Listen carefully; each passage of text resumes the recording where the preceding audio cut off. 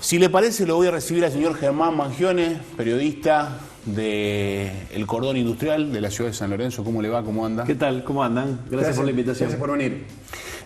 Alguien que ha trabajado, bueno, distintos temas que hacen al Cordón Industrial en los últimos años y que en estos meses ha seguido de cerca un tema que es muy importante, que en algunos casos ganó la atención de parte de la provincia. No sé si hoy seguimos hablando de esto, pero que tiene que ver con Vicentín, con esta empresa tan importante que tenemos en el territorio santafesino, que es nacida en Santa Fe, que presentó una situación que todavía no llegamos a entender de qué se trata.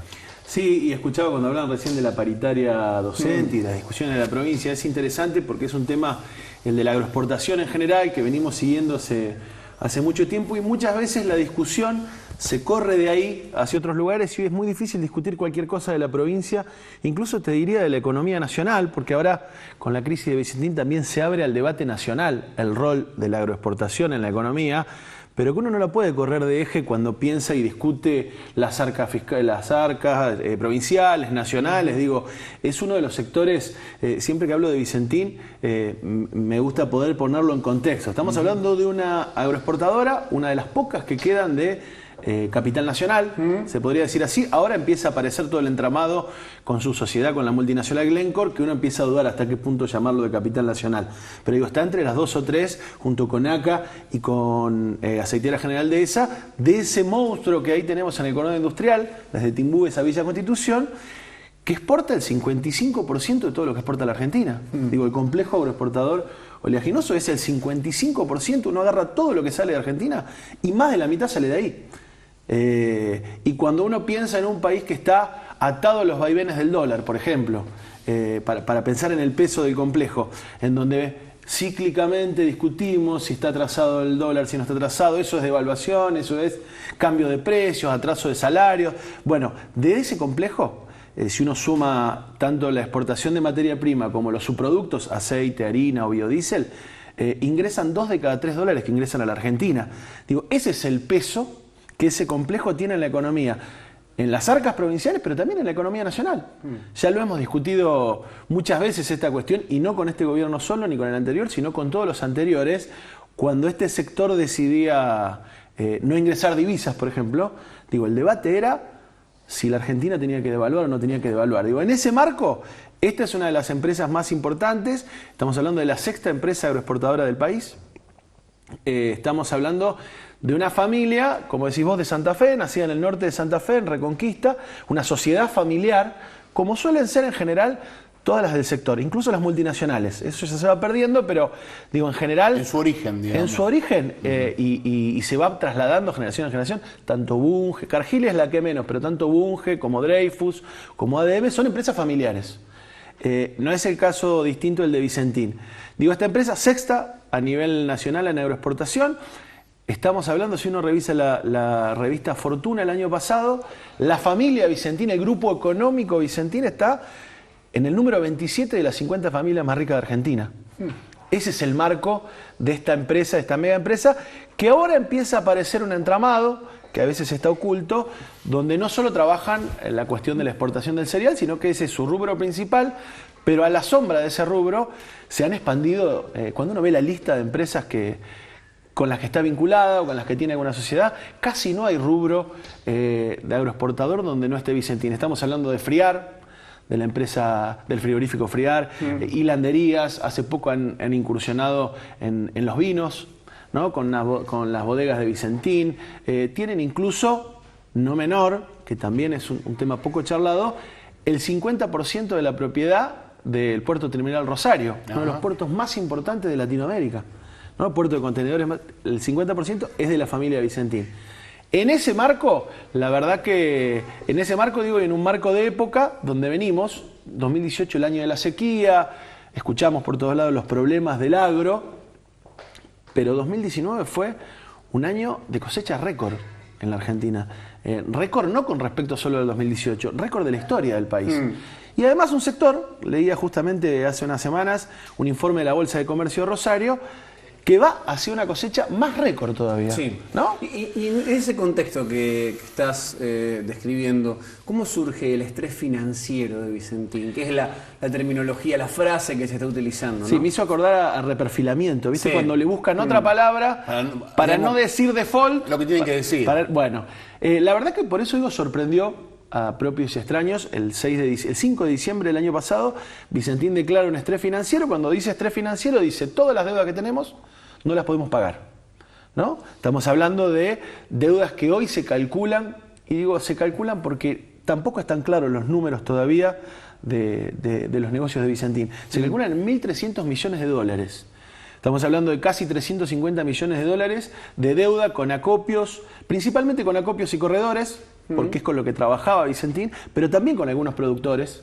Por las características de compra que tenía Vicentín, trabajaba con muchos productores. Digo, características de compra, era una de las pocas empresas que compraba mucho mediante el método de precio a fijar. Entonces muchos productores entregaban sus granos a la espera de un buen precio o para evitar gastos de infraestructura. Claro. Lo entregaban y en algún momento decían, bueno, fijame los precios. Eso le permitía a Vicentín también, como se diría en la jerga financiera, bicicletear una parte.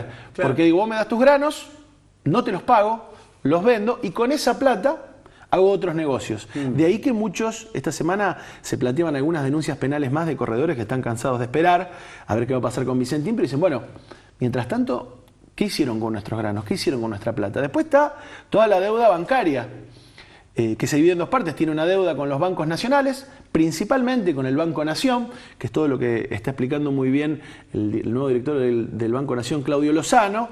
Digo, una deuda de 18.500 millones de pesos. Es la mayor deuda, es casi el 80% de la deuda, es con el Banco Nación. Abro un paréntesis, digo, sí. Teniendo en cuenta que no estaba permitido que el Banco Nación otorgue un crédito de esas características. ¿Considerás que desde el punto de vista legal el anterior, referente del Banco Nación, va a tener verdaderamente problemas legales? Yo creo que tiene que dar algunas explicaciones. Digo, no es un mecanismo. El otro día escuchaba en la Comisión de Asuntos Laborales de la Cámara de Diputados, estuvo uno de los directores de Vicentín.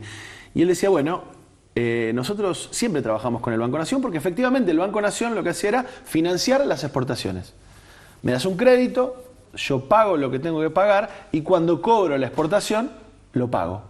Hasta ahí, digo, uno podría decir, bueno, Vicentín se manejó como cualquier otra agroexportadora, el Banco Nación bien le prestó, pero el problema es que lo que empieza a aparecer en los papeles es que ya con una gran cantidad de deuda, digamos, no venía pagando ese crédito Vicentín, había dejado de pagar y el Banco Nación le seguía extendiendo el crédito. Claro. Incluso cuando uno ve las fechas de los últimos tramos del crédito, estamos hablando de noviembre de 2019, claro.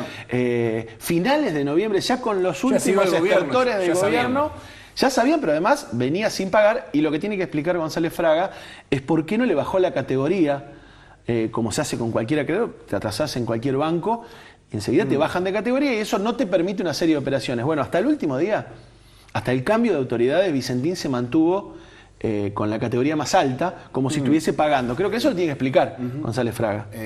Germán, yo he escuchado en algún análisis que has hecho al respecto, digamos, dónde el argumento de esa actitud tiene que ver con alguna deuda política que habría en relación a Vicentín. Sí, nosotros... es una hipótesis. Es lo que cierra un poco el círculo, ¿no? Nosotros lo contamos en octubre del 2011, apenas pasadas las PASO, cuando uno ve los registros que a partir del año pasado fueron las primeras elecciones que hay registros públicos de aportes, por lo menos de la parte que va sobre la mesa, vamos a decir así, y era sorprendente que el principal aportista de la campaña de Mauricio Macri en las PASO, después no se conoció en las generales, pero en las PASO el principal aportista era el Grupo Vicentín.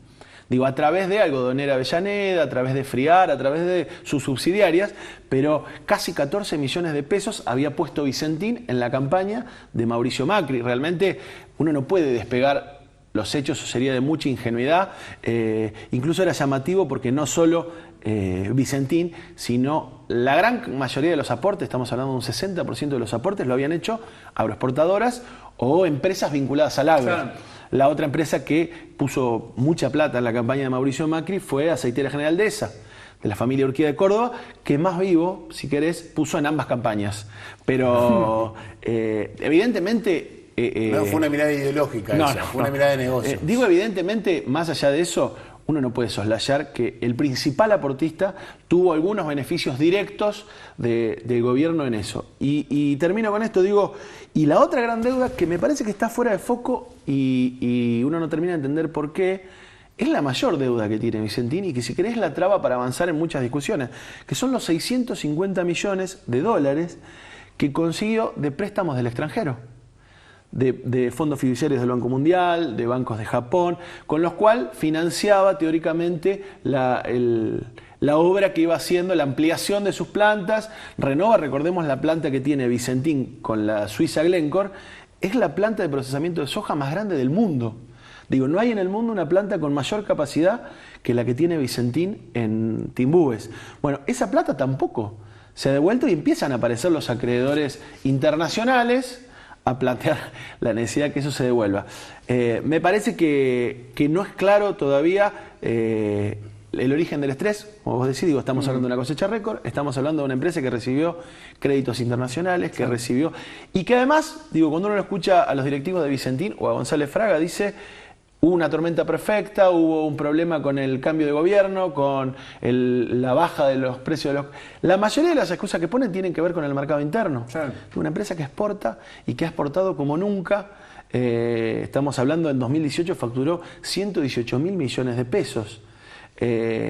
Realmente es muy difícil entender en ese marco, yo le decía fuera de aire a Mariano, y todavía falta ver, en esto de los negocios con el gobierno, si no salió mal algún negocio financiero. Digo porque esta semana dos de los corredores que también tuvieron que declarar default, como son BLD y Guardati Torti, paréntesis, además, todos socios y parte del mismo grupo de la Bolsa de Comercio Rosario, uno de los grupos políticos y económicos más influyentes de la política provincial y nacional de los últimos años.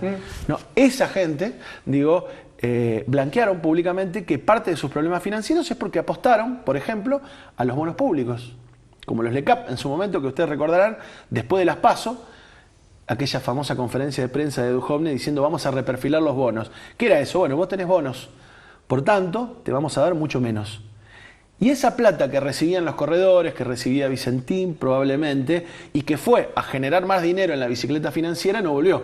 Digo, el único que parece haberse salvado es Marcos Galperín de Mercado Libre, que por esas casualidades de la vida o alguna información provechosa, vendió todas las LECAP 15 días antes de las PASO, ¿no? Pero el resto también parece haber quedado. Eso no está claro si Vicentín también, pero es uno de los rubros que, digo, ese triángulo entre la renta agraria, la renta financiera y la renta inmobiliaria en nuestra zona se rompió en algún momento y hoy lo están pagando los productores. Están manejando algunas alternativas de salida a esta situación de Vicentín.